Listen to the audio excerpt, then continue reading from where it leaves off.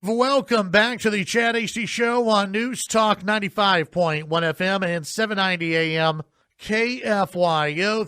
Joining us on the phones this morning, always a pleasure to visit with State Representative Dustin Burrows here on the Chad Hasty Show. Representative Burrows, good morning. How are you today? Good morning, Chad. I'm doing fine. Thank you for having me on again. Yeah, absolutely. It was kind of an interesting weekend, a story that came out, I guess it actually came out in June, and then nobody really saw the piece. I guess it got covered up with other news, but Lyle Larson, a Republican state representative, one of your fellow lawmakers down there in Austin, says we need to get rid of the two-party system, Representative Burrows, that there needs to be the rise of the Texas Independent Party or Independence Party. And he's not talking about Texas leaving the United States. He's just talking about a, quote, more centrist party. What do you think about all of this? Where is this coming from?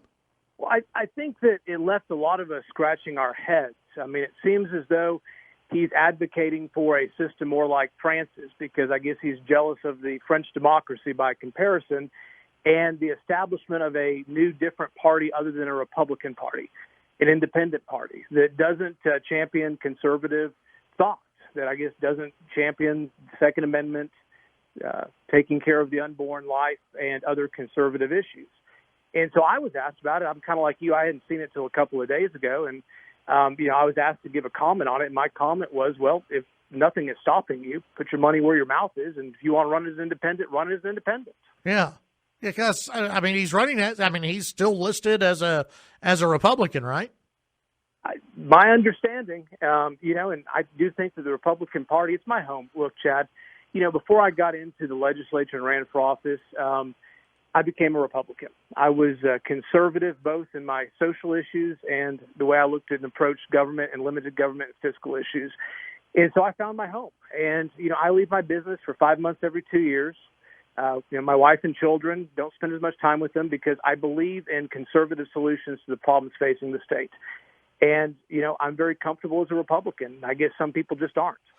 Is there something that stands out to you from, this past session or the sessions that Larson's been down there that he just doesn't agree with Republicans on?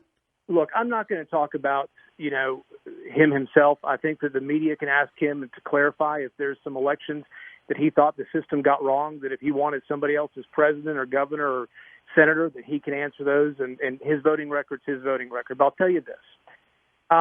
When we go down there, I believe in lower property taxes, better schools, and I want conservative outcomes to those.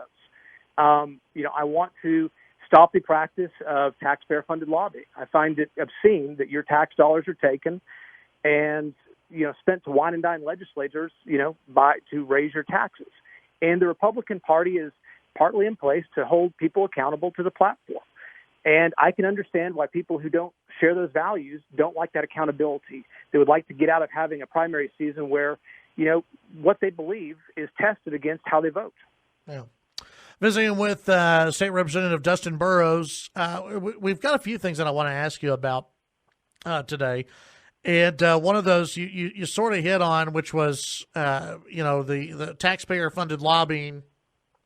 We've seen before where the Texas Municipal League has, I guess they've been telling cities to go after more money, to go after, try and, make their tax rates a little bit higher than what they should be.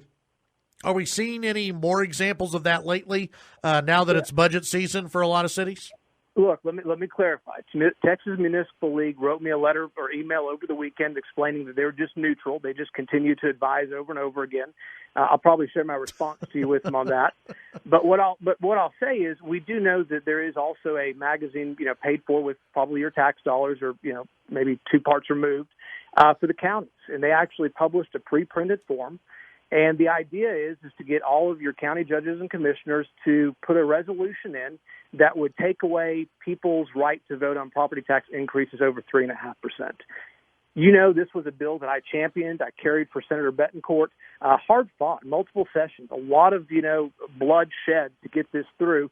and the people have a right to vote on any property tax increases over 3.5%.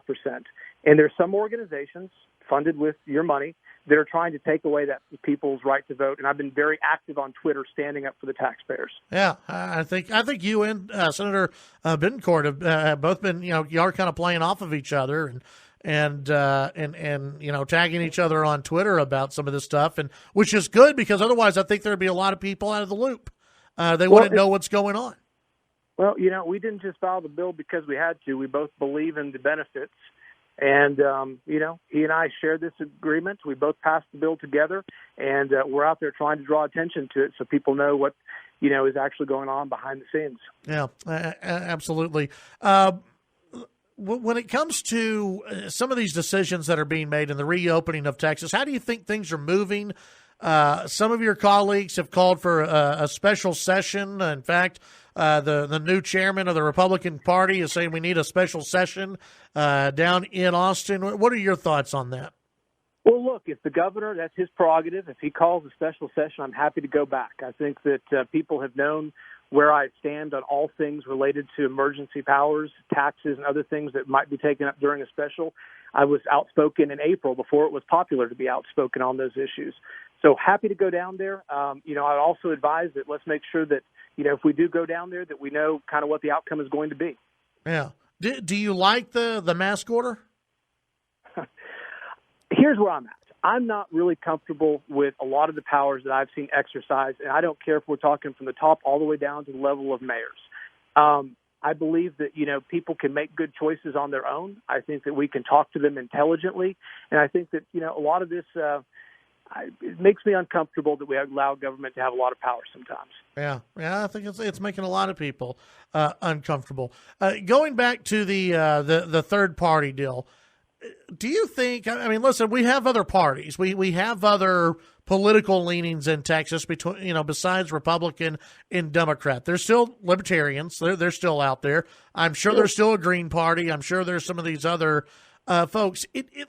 Whether it's a Texas Independence Party or a whatever it may be, just in your mind, is it even fathomable to have a legit third party that'll rise up within the next few years? I don't think we need to. I think both parties have shown historically that they have given each other good competition, and the Republicans who've been president, we've produced some good results. So I am very satisfied with the Republican Party.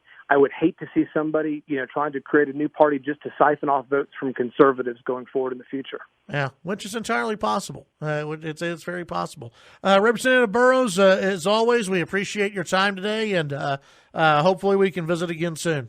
Thanks, Chad. Thank you. That's Representative Dustin Burrows here on the Chad Hasty Show, News Talk, KFYO.